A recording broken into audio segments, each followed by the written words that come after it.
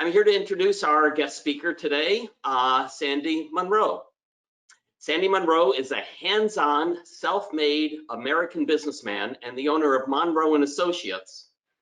He is known as an extraordinary innovator and famous for his lean design methodology that has helped many major OEMs catapult their products to market domination. Following the advice of his mentor, Dr. Edward Deming, Sandy left Ford and founded Munro and Associates in 1988. He then began traveling the globe proclaiming the fundamental importance of design-first thinking. In his 50-plus years of experience as a blunt and honest critic of product design, he has impacted products in different industries around the world. His first major success came while still working with Ford Motor Company on the Ford Taurus. Sandy was given the opportunity to deploy his design methodologies on the platform, which was transformed to a high-value, high return on investment vehicle. So impressed with the results, Ford deployed the process to all new vehicle development programs. Within 5 short years, Ford closed the market share gap to rival General Motors by a whopping 50%. When consulting with GM, Sandy and his team helped turn around the Camaro Firebird. After 2 years of intensive top management coaching and product design team workshops, the Munro team saved the F-Car from extinction while helping GM move towards higher quality at less cost.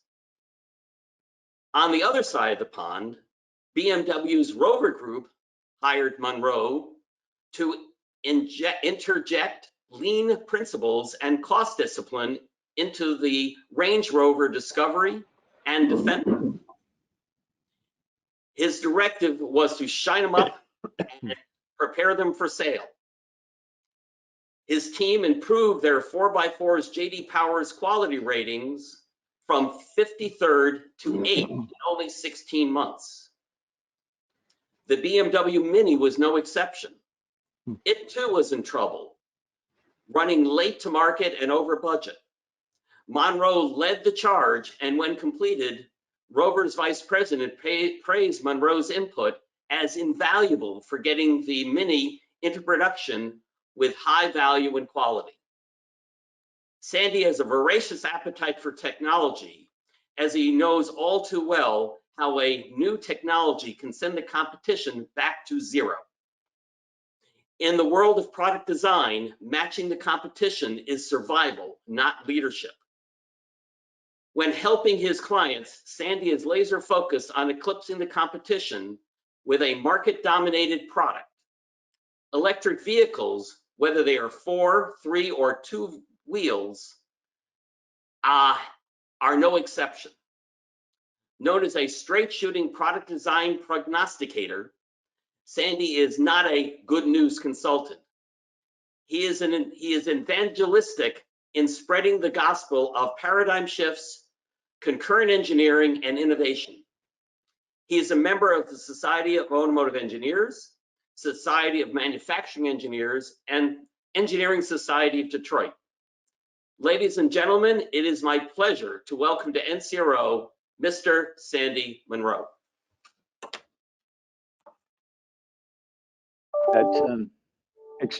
I've never seen that. I've never seen that thing before. So thanks very much. That was. I'm almost embarrassed to keep talking here. So what I'm going to do, gentlemen, is I'm going to jump into my presentation.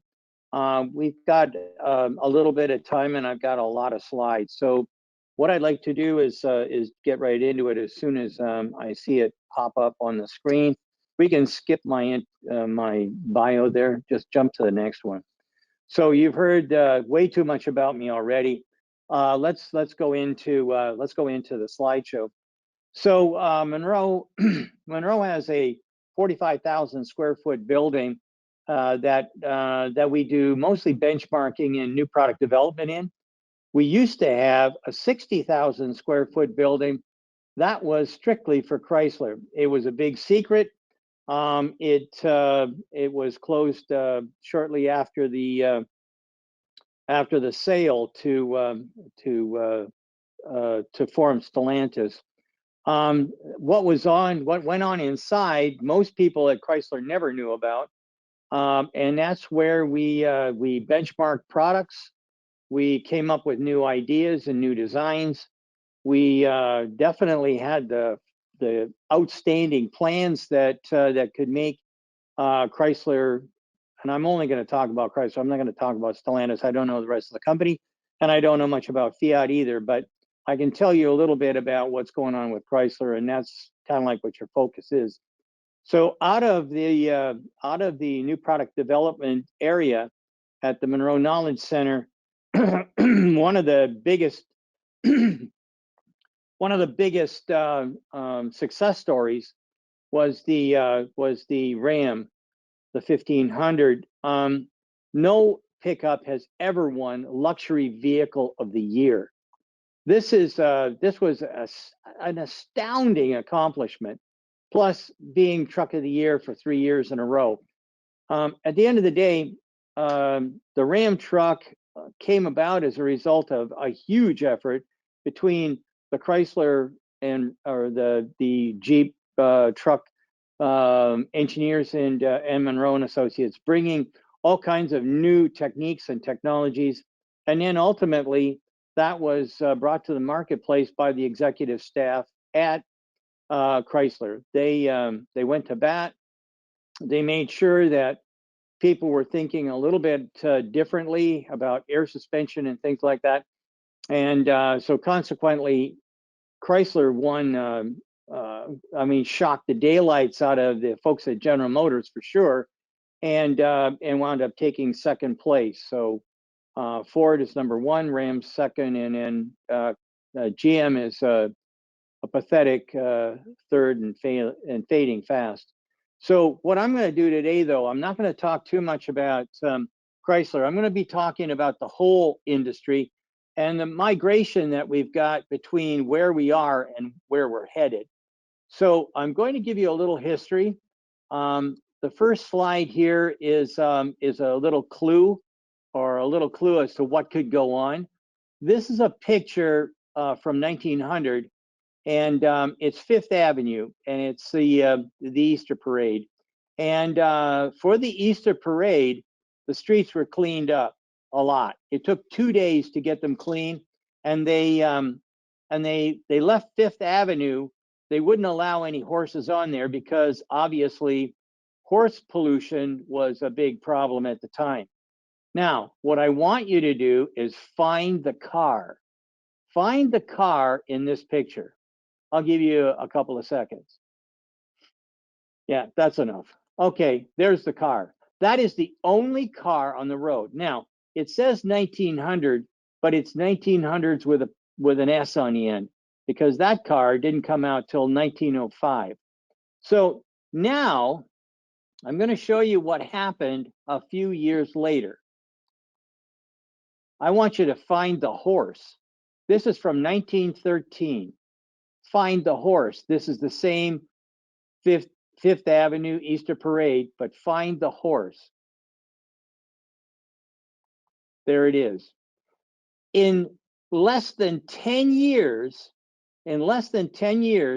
you went from nothing but horses on the road to nothing but cars on the road.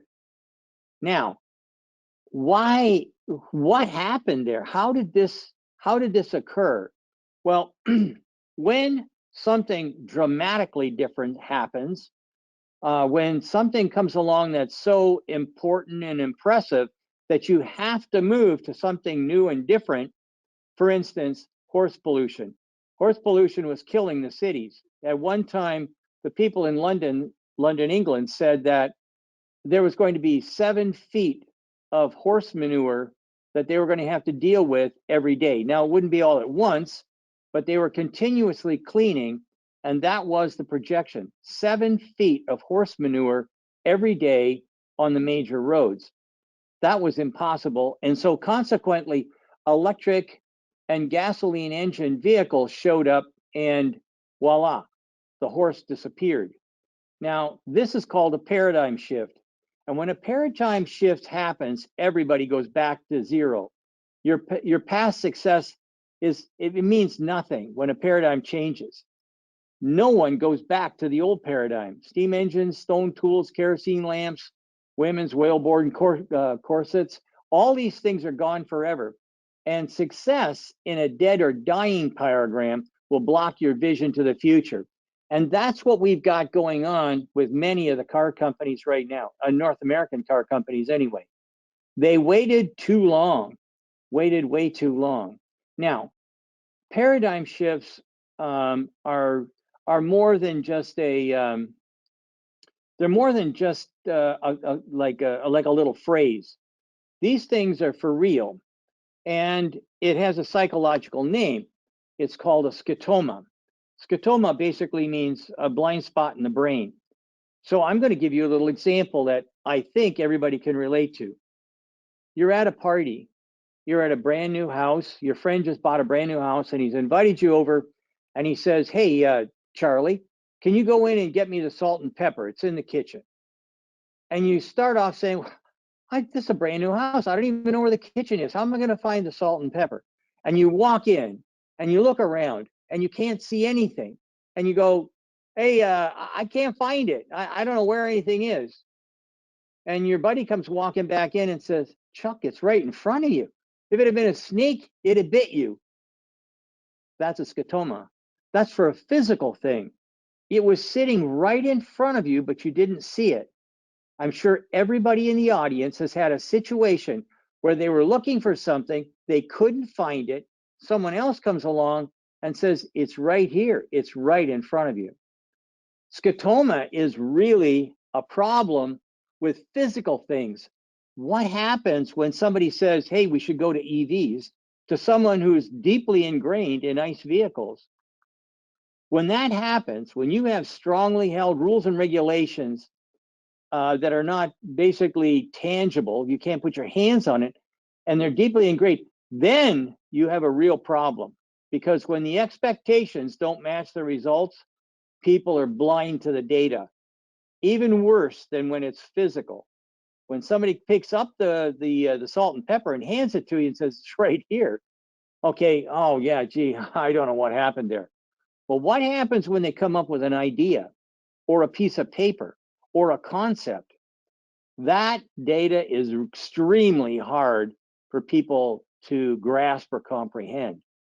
So I've got a little nursery rhyme that I'm going to sing for you. I don't sing very often, but I do for this one. So this is a slightly modified nursery rhyme, sing along to the tune of Three Blind Mice. Are you ready? Three blind mice, see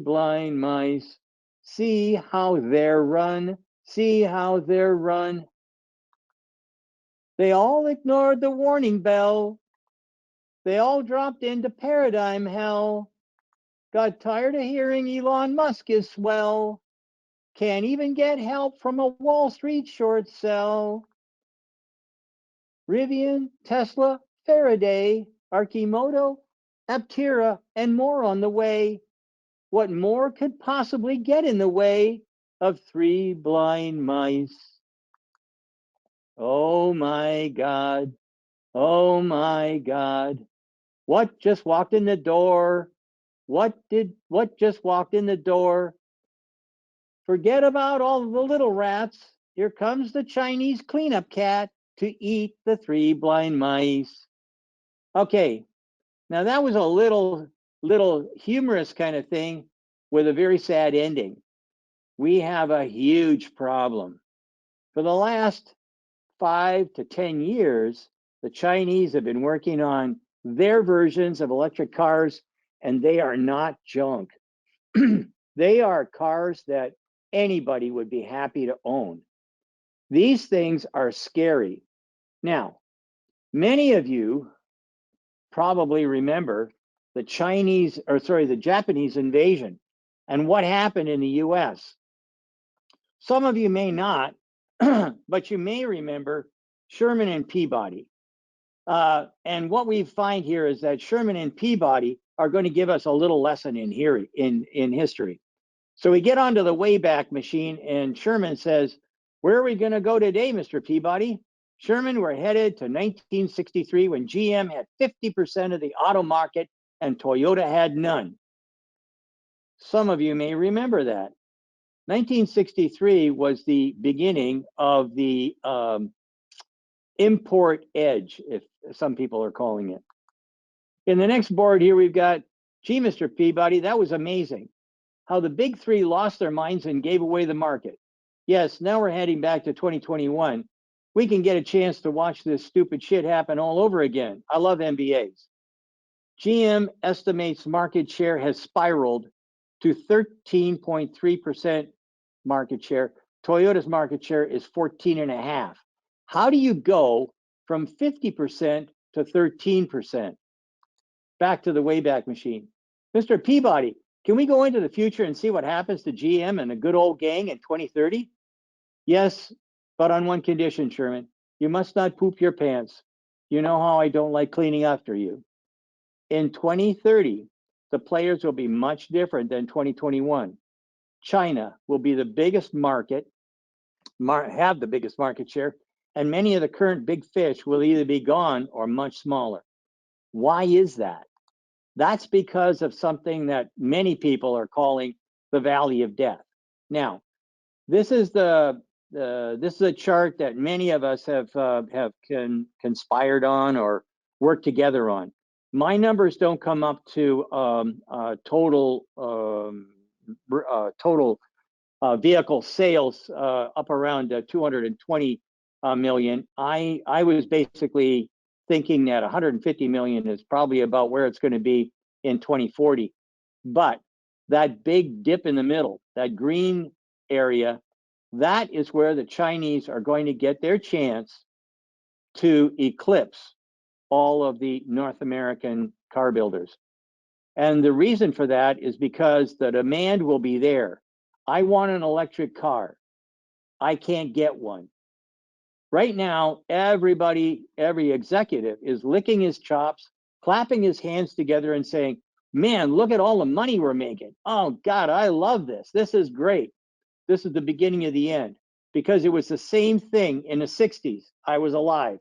And the guys at the big companies were all just happy as clams because they were making so much money. They weren't investing the money. They were giving themselves giant bonuses. I'm telling you, coming up real soon is the Valley of Death. And it is going to be very painful for a lot of companies, a lot. So what exactly is going to happen? Well, as far as I can tell, Ford, VW, and GM are building battery plants. Okay, that's good. That's the long-term plan and whatnot.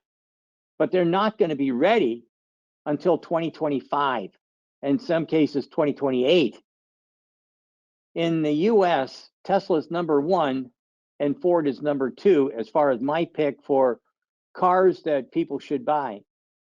Tesla is running now the biggest car plant in North America. They beat the mega factory that Toyota has with production. They make more cars in one plant than any other company, period.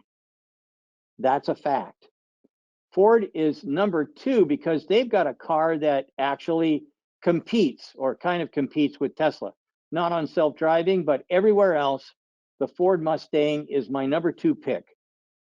After that, there's a bunch of others, but they aren't really ready for they're not ready for prime time. This is a real issue because really and truly, in order to get to the next generation vehicle, you need a lot of money. Now, I don't know how many people know about the Altman Z-Score, but the Z-Score basically tells banks and others, financial institutions, who to invest in.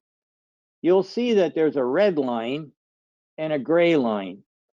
The red line means that they're in the danger zone. And if you look, you can see that only 3 car companies are on the other side of that danger zone.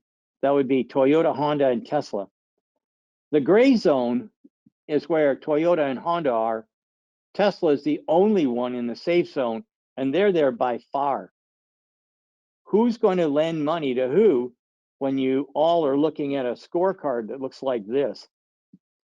The big 3, especially the big 3, are really going to have to pull up their socks and think a lot differently in order to figure out how they're going to get the money that they need in order to invest in electric vehicles. So in 2017, I was ringing the bell, but there was a guy that was ringing it even louder. This guy was trying to wake up Bosch in 2004. And this is his words. Already in 2004, I was working with Bosch Automotive Battery Products worldwide in the aftermarket group. Colleagues guarding me about the Chinese government strategy and the EV leaders saying that they wanted to be the market leader by 2030. Unfortunately, Bosch started together with a German manufacturer, which as I'm sure you'll know is VW, to promote diesel ICE as an environmentally friendly solution in reaction to the growth of hybrid vehicles in the US. This went on for about 10 years, and then we all know what happened with VW and the diesel gate and all the other stuff that went along with it. They cheated to say that this was as good as anything that could come to the market from a battery product, and it kept the guys at VW from having to make some serious investments, and also they didn't have to go to the government and say they were going to have to lay off a bunch of people by closing down engine and transmission plants. So why were they so blinded? Remember when I sang that little song, How Are They Run? How are they run? MBA, squeeze suppliers, risk averse, second and better dressed, labor's always the problem, giant bonuses for bad behavior, bring back the diesel, cheating the EPA and the public is okay. And like I said, they went to their big time HPC, stands for high price consultant. The ice age will be here forever. Signed, the high price consultant. At the end of the day, there was a lot of reasons to stay where you were. If you're fat, dumb, and happy, if you're comfortable, I guarantee you, you don't have to move. You don't want to move. Why should I move? The sun's shining, I got a beer in my hand, everything's wonderful. Unfortunately, the ice age is basically being melted by Tesla and now a whole bunch of other Chinese cars. And I believe that China is going to dominate EVs for about a decade. And the reason for that is because their head guy, Chairman Xi, and he made this announcement basically before I gave a speech in China. I used to travel all over the world. I don't travel much anymore, but I had a round the world speaking engagement. I went to Korea first, then to Japan, then I went to China, then I went to Singapore, then I went to someplace in the Middle East I can't remember the name of. Then I went to Norway, then I went to Holland, then I went to Britain, and then I went back home again. And I was there to give a 2-hour speech to the Chinese automakers in Shanghai. There were so many people in that room that I could not see how many people there were. Just when people breathe, it turns into fog and you can only see a few rows in. I was about to give my speech when the head guy came over and said, we have to hold off. Chairman Xi wants to make an announcement to these guys. And this is where he came back. And he made, these are the highlights of his speech. He said that he wants carbon neutrality by 2060. China, 75% EVs by 2030, 100% by 35. Total stop to the manufacturing of ICE, gasoline engines by 2040. He also said there's 650 some car companies in China. He wants that cut down by 2025 to about 200. And then he thinks that the right number for car companies in China is about 80. And he said, you're all related. You're all Han, which is Chinese for Chinese. You go out there and do what you need to do and talk with your relatives to figure out how you're going to get down to about 80 vehicle companies in a year. I don't remember exactly what happened because, quite frankly, I almost had a stroke when I saw that. I was predicting that there would be a crossover point in 2030. So 50% of the cars manufactured and sold would be EVs. And that was very unpopular. When I was in Japan, they didn't boo me. They don't boo in Japan. They just suck air. That means that they're not happy. Okay. When I said 2030 is a crossover point, now I'm saying 2028. And there's a reason behind that. And the reason is simple. China had a real strategy. The United States does not have a strategy, at least not about manufacturing and electric vehicles and climate change and all that other stuff. If you look at China, it's a whole different ballgame. And guess what? Why do you think there's all these shortages? The shortages are not prevalent in China. In Japan, yeah. Korea, yeah. Europe, no question. North America, yeah. Everybody's got a problem, but not China. And the reason for that is because that's where most of this stuff is made. And why? Well, that's because we don't have a strategy in the United States. No one has a strategy. Remember those MBAs I talked about? Everything had to be shipped offshore. We aren't going to make anything. We're going to just buy it from a supplier. Well, guess what? That stupid tech, and I'll tell you, I knew Dr. Deming personally. I met him, we had dinner together. I used to have drinks with him after we critiqued his last book. At the end of the day, Dr. Deming would say, those guys that don't do enough vertical integration are in for a serious amount of problems. And just going cheap isn't going to be the best way to keep your company in, in business. That strategy is counter 100% different in China.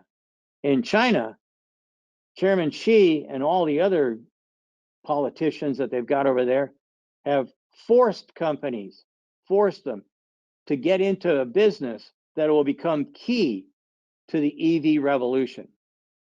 And if you look, you can see that OEMs like Daimler, Toyota, and Tesla are there, but so is GM, Ford, Chrysler, everybody, Fiat.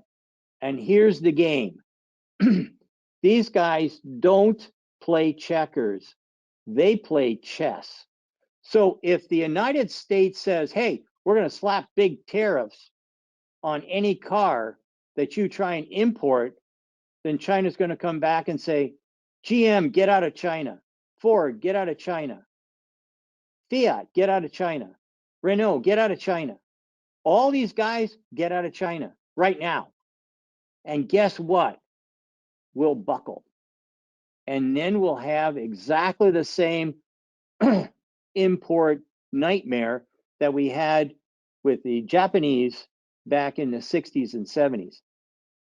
That's why there's that big valley of doom, Death Valley. So what happens in 2030?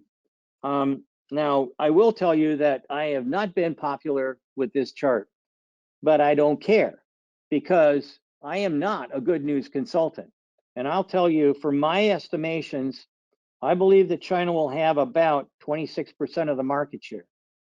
I believe that Tesla, because they're going to be able to get factories basically for free very soon, they'll be able to walk in and just take over a factory because other car companies are going to be abandoning them.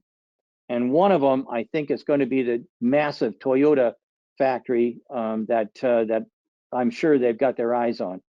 I believe that Tesla is going to wind up with 21%. Ford is going to have 8%. Toyota is going to have about 8%. GM will be around 5%. That means that they're cut in half. And if you remember correctly, I told you that GM went from 50% market share to 13. That's way more than half. So I'm giving them the benefit of the doubt. Kia and Hyundai are lucky. They have battery plants up to yin yang. They invented most of the battery chemistry that's out there. They'll probably wind up with about 5%, along with Honda and Nissan. There's going to be new entries. These are guys like Rivian and things like that. I'm not sure how many of them are going to survive, but I'm giving them the benefit of the doubt and saying about 5%. And then there's others. And that's where I think Stellantis is going to be, somewhere in there in others. I can't predict anything with Stellantis because, quite frankly, as you may know, they're not very big on talking about what is going on. And they've shut down quite a number of R&D kinds of facilities like we had with Chrysler. Those are all gone. So not very much is being developed here that I know of. It'll be mostly done in Europe. And I don't know if you've heard, but Stellantis is sending little notes out to people saying, "Hey, this might be a good idea to go and find some new place to work." In other words, they want to get rid of them. And quite frankly, for those who haven't seen the notes that were sent out to the supply community, basically with draconian kind of rules that make that make no sense to me anyway, they're out there as well. I really don't know. Without the supply community in today's world, you're pretty much SOL. And if you piss them off, they'll just go and work with somebody else. I'm not sure what's going. I don't know how Stellantis is run anymore, so I can't make too much comment, except that I've got Stellantis in there with others. If we look at the Zeta report, this is some data that came from a few years ago, and this report basically came back and said that, and this is one of the things that turned me really onto EVs. They said that public opinion has turned against ICE. So I want you to try something out after this pitch. I'd like you to go to your children or grandchildren, as long as they're under 10 or under 13 maybe. Ask them, are you going to buy a nice vehicle? Are you going to buy a gas car when you grow up? Do you like diesel and gasoline, or do you like electric? And listen to what they have to say. Okay, in 5 years, most of those kids that you talk to will be looking to get a car. Are they going to want daddy's old car? I don't think so.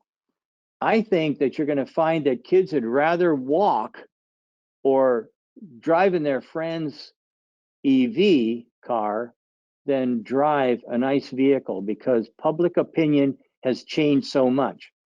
Now, I'm sure that there's groaning in the audience, so I'm going to ask you a question. Do you remember maybe 10 or 15 years ago smoking? Do you remember that? You remember you could, first off, it was like, well, you have to sit in a special place in a restaurant. And then a little bit later, oh, you have to smoke outside. And then it was, oh, you can't be inside the restaurant, even outside in an outside place. You got it on and on and on. And now what have you got? Oh, smoking. Are you an idiot? Oh, you're a social outcast. Things happen. The Zeta report was very instrumental in changing my mind about zero emissions. And I'm telling you what, your grandchildren or children, if you've got young ones, are definitely they're basically the breakwater, the watershed, I should say. That watershed is coming really fast.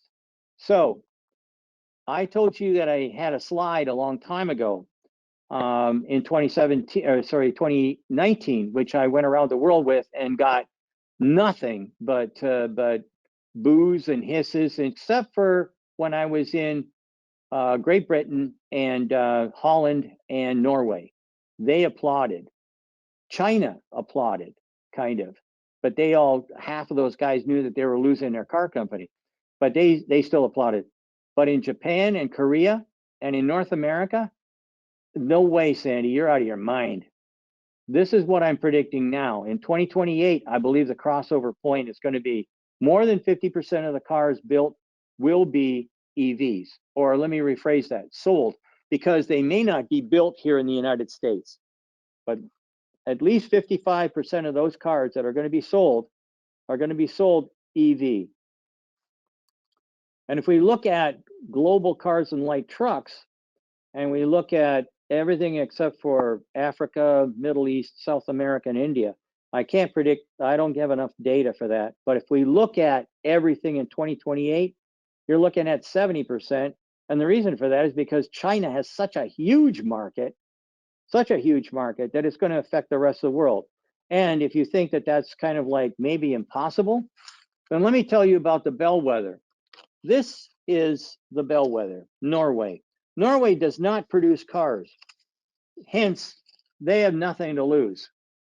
Norway is sitting there at around, if we look at PEVs and BEVs, then you're looking at 87% of the cars sold are EVs, are electric vehicles in some way. Okay, have a look at the top there. Petrol, gas, is at 4.6 and diesel's at 3.2, and that's for light trucks. This is what you have to look at for the future. Which direction are things happening in? And quite frankly, if you want to have the bigger details, you can see that Tesla has the #1 spot, the #4 spot, and where's the Y? The Y, yes, the #1 and the #4 spot. If you add those together, it makes everybody look tiny. That was August of 2021. If we look at what everybody says is important, you know, range and all that other stuff, here's something that you need to look at. There's a, let's look at the little part where it says ICE, and let's look at the Bentley Continental. The range is 380 miles, and it's $202,000. If we look up at the Tesla Model S Plaid, it's only 129,000, and it goes 10 miles further on the electric batteries. Let's look at the miles per gallon electric, and in the case of the Bentley, miles per gallon that we would normally see. The Tesla is getting 101 miles per gallon E, and Bentley's getting 19. So when we get into this, we start looking at, well, yeah, well, that's all right, but what about the cost to drive, and what about that kind of thing?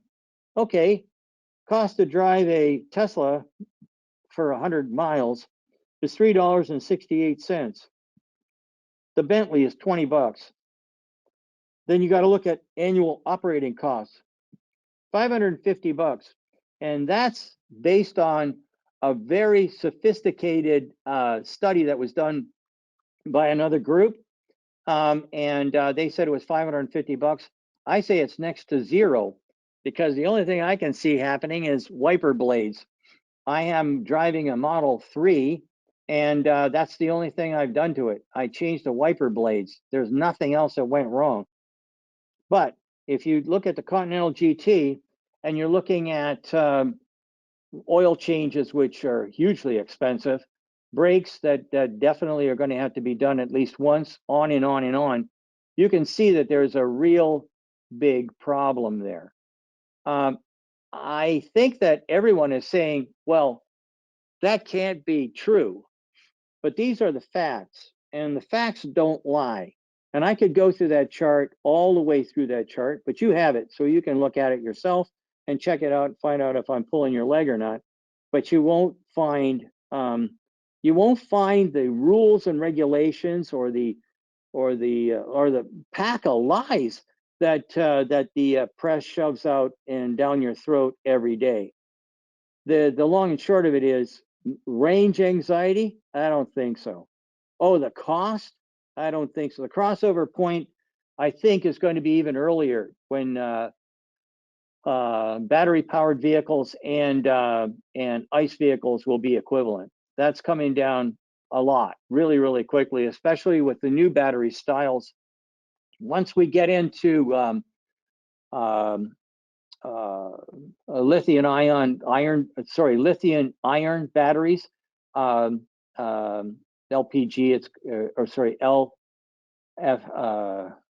LFG, those, or LFP, I should say, those batteries are going to go even further, like double the range. But the battery isn't the big issue. If we look here at three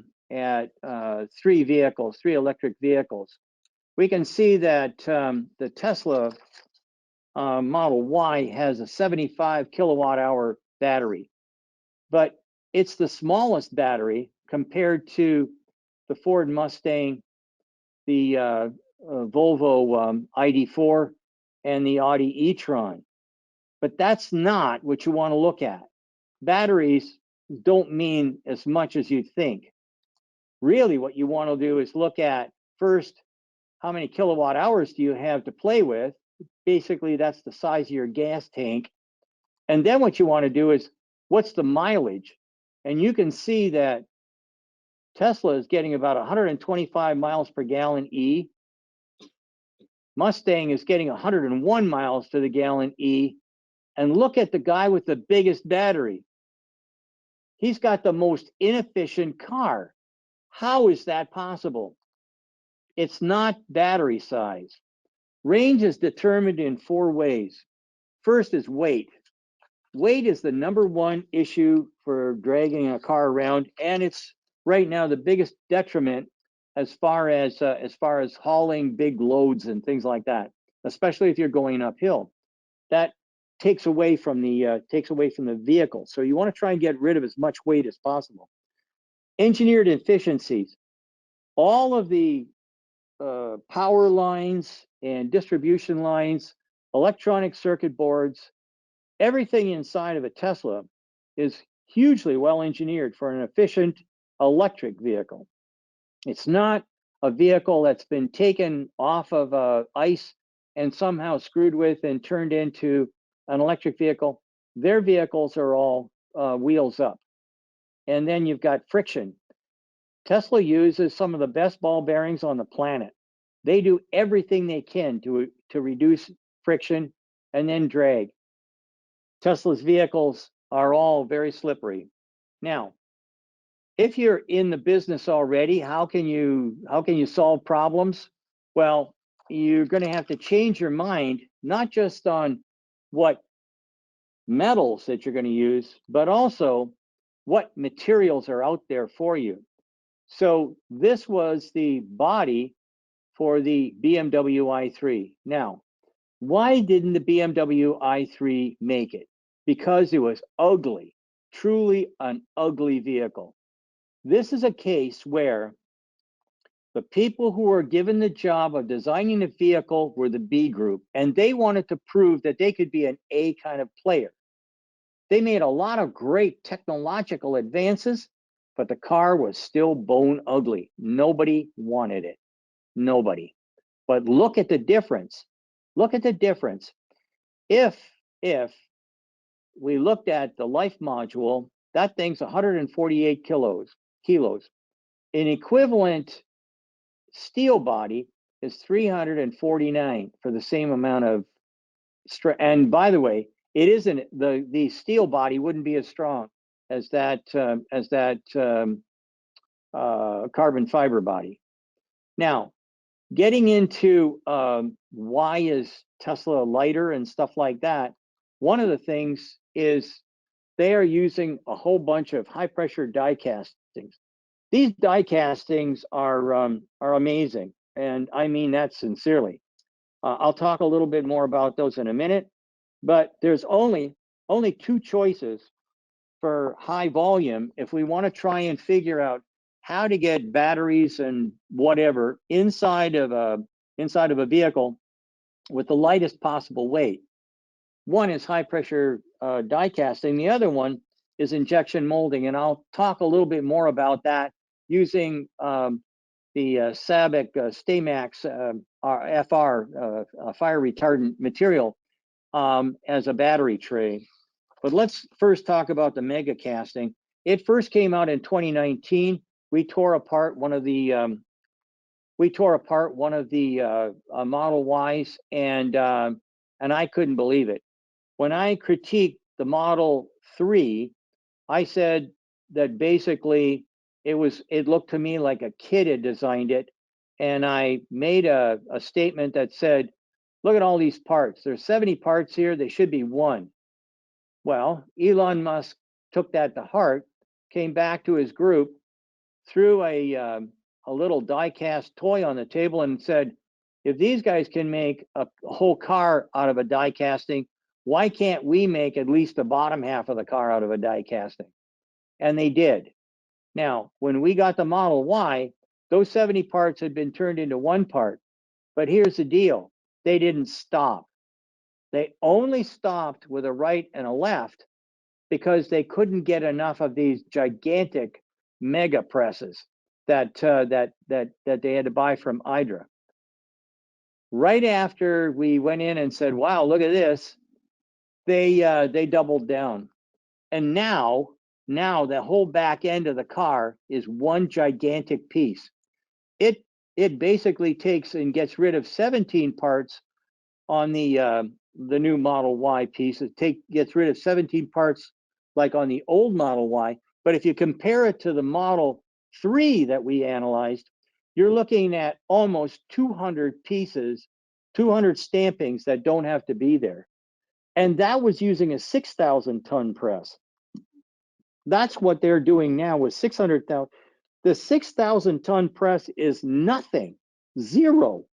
It's nothing compared to the new press that they're bringing out, which is 8,000. With 8,000, you're looking at that blacked out image in the background. That is the new Tesla 3-piece lowercase design. So here's the deal.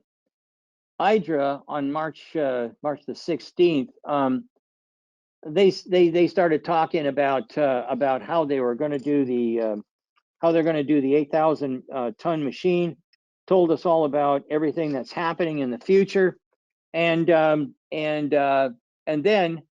shortly after that, Tesla ordered 12 of these units, these 8,000 ton machines. They bought the first one, and then they ordered 12 more. And why was that? Because the cost and the weight was much reduced. I mean, they only need a third of the floor space. The investment and whatnot is significant, but no more significant than if I have to buy 3 gigantic stamping presses. The dies and the molds are about the same price. It's just different people that you're going to buy them from. And now for the last piece of information that I just found out about this. So Hydra International just let me know that they've sold 46 more of these 8,000 ton presses to unknown OEMs. The only hint I got was that none of them are for North America. So I'm not 100% sure what's going on with our North American friends here. I don't know who's in charge or what they're thinking, but I do know one thing. Most of that 46 is probably going to Chinese companies. In fact, I know it because there's been a couple of articles that have been sneaked out and translated. So we have some knowledge. I just don't know who these companies are because they make bodies, and I never worked with them. So I'm telling you that the Chinese are definitely interested in taking over a huge part of the market, and they're going to be able to come in with cars that are going to be lower cost and lower weight and much, much more rigid. The big thing about these castings is it gives you a phenomenal ride. So what else can be out there? So there's a video that you can go and see on Munro Live. There's the link, and it talks about us taking the ID4 battery pack and redesigning it using an injection molded battery tray. Now, the thing that you see there to the extreme right, that black thing, that is the first battery tray that was designed for an electric vehicle, the EV1. That's the battery track. And I know that for sure because I was working on the EV1. I was there. I helped design it. That is the suggestion that I made, or at least Munro and Associates made to General Motors, and they adopted it and stuck it in. It was made out of plastic. And now, why would I want to use that? Well, it's 53% less weight compared to aluminum. Okay, 53% less weight. Yeah, but what about if it burns? Okay, so the burn test on this is like 1,000 degrees C for 5 minutes. There's the Stay-Max material, and you can see it bubbled a little bit. Now I'm going to show you a piece of aluminum, same thickness, same type as what's in the ID4 battery cover. That's it with a big hole in it. Same test, 1 millimeter of 6000 series aluminum, 1,000 degrees, 5 minutes. It didn't take but 1 minute to burn through, but we had to wait the entire 5 minutes.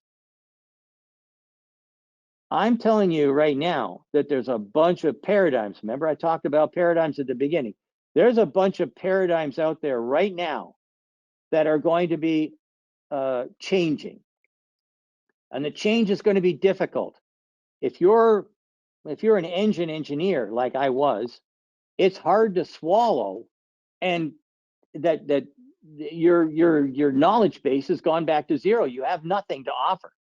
As a matter of fact, I'm not sure now. I think we just threw out 20 engines because they were just taking up space, and we've got a lot of work that we have to do in a really small area.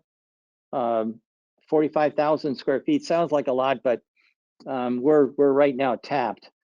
But at the end of the day, we threw out at least, I don't know, a lot of engines. I don't want to take a guess. All the transmissions that we had are gone because there's no transmission in an electric vehicle. There's a small gearbox with a few gears in it.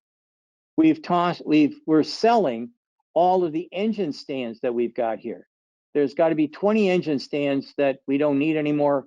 We're peddling them on eBay for about 40 bucks a pop or 20 bucks a pop. I can't remember, but they're all going. All these things that have to do with engines, we're getting rid of now. And as a matter of fact, I just got rid of, I got rid of my Jeep, what do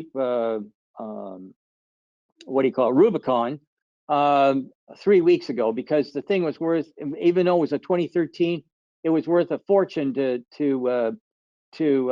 sell. So I got rid of it. I now have a Rubicon 4E. It's the closest I can come to a Jeep, and be with 1 foot in the electric world, in the EV world. So what's the overall business case here? At the end of the day, we're looking here at a significant amount of cost reduction. I'll just put that one up. This cost reduction and weight reduction, when you compare the two products, is just staggering. $878 versus $1,066. I mean, this doesn't take a rocket scientist to say maybe we should move in a new direction. So when people are talking about what are we going to do, how are we going to do it, what's happening to the automotive world, we have to expand a smidge. And what we need to do is have a look at what's going to be the vehicle that's going to transport us in the not too distant future. And here we go. So just after World War II, lots of people were coming out with different types of philosophies on how to get people from point A to point B. In 1996, we celebrated the 100th anniversary of the car. And I was asked, what's the car going to look like 100 years from now? You'll see it on the extreme right-hand side. I said it's going to be a leather vehicle. It'll be run off your brain, and it'll be powered by electricity. Now, I will tell you that I was ridiculed because everybody else had pictures of cars, and I had that. And I will tell you right now, I'll stick with my 100-year philosophy. I think that it's the right thing to do. So will the mice see this coming? And I hope so. I really do hope so, because of speed, convenience, personal space, all these other things, and the cost of new roads. This is going to be something that is going to be a dramatic difference for a lot of these characters. I have no idea whether they're going to keep up or catch up, but I can tell you one thing for sure. Hyundai is going after that market. They have an air cargo version, they have an urban version, and they have an air mobility unit that they figure is going to be up and running by 2028. So with that, so with that, I'd like to thank you for your time. Carpe diem, seize the day, and I probably have a question. I probably have enough time for at least one question, if there is any. The first one is comment on the position of Chrysler, Stellantis, and the traditional auto industry with respect to competitors, especially Tesla, in the world of EVs. Okay, well, I think I answered that, but I don't have enough information on Tesla, but what information I've got doesn't sound good. I do know that the Ram Revolution should be coming out. They're predicting 2024, but my guess is that they won't be able to do that till probably 2025 or 2026, simply because the battery issues and the shortage of electronics. But I know what the company line is. Stellantis says it's going to be mostly electric by 2025 and all electric by 2030. They're investing like 35 billion in EVs. So that's all I can tell you. I really don't have any inside information. Yep. All right, Sandy, here's another one. Despite EV sales leadership, large sample owners data from both JD Power and Consumer Reports shows dismal Tesla quality continues. What about their culture prevents them from achieving high quality on the basics of manufacturing? Should they have outsourced assembly? At the end of the day, that's a little behind the times. We've got a brand new Tesla Plaid in here, and I'd put its build quality up against anybody. We've done examinations when we did our cross-country tours, and the gap issues that they had, and a lot of other things have disappeared when they went to the casting, and they're minimizing their number of parts. And quite frankly, one of the problems that they had was they couldn't get the goods supply community to be on their side. They were looked at as a risk. So they didn't they couldn't get the Lears and the Magnus and stuff like that to even pay attention to them. Now they can. Now these parts are coming in, and they're. I mean, quite frankly, it was only the shell and the interior that had issues. Their electronics and their power packs and everything else were far ahead of everybody else. In fact, I'm looking at, from an electronics and battery standpoint, they're 10 years ahead of everybody else, and they've caught up. It's easy to catch up on bad fits and whatnot. That doesn't take much, and they finally started hiring people that could help them out with that. So I think that you'll find the cars that are coming out now are not like the original ones that were reviewed by JD Power and Consumer Reports. Okay, one last question's up here, Sandy. If Yep. the vehicle's totaled in a severe accident or semi-severe accident with a large stampings, I mean, if it gets in an accident, is it totaled? I guess that's the question. There's no difference between a severe crash in a steel car or a cast car. Quite frankly, if it's a severe enough crash to break one of those castings, you shouldn't complain about having to get a new car. You should thank God, because quite frankly, those are much stronger vehicles than a steel vehicle. You can put ribs in where I could never afford to put brackets and whatnot for strength. The crush cans that we would have on a steel-bodied vehicle, a unibody, are still there. Same sort of things. Those do crush, and for minor accidents, say under 35 miles an hour, no big deal. But when you get into something that's great enough to bend the shotgun or change the change your longitudinals, the insurance companies don't want them back on the road because they track like dogs, and so they'll scrap them. So those are steel vehicles, and I'm sure that if your crush can fails and it gets all the way into the casting, same thing will be true. They'll just scrap it. They don't want them on the road. The insurance companies are the ones who are dictating these kinds of things. Gordy, do you have any more questions there?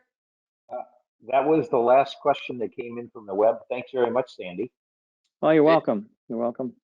Very good. Well, Go ahead, Howard. And there we go. Almost right on time. Yeah, good.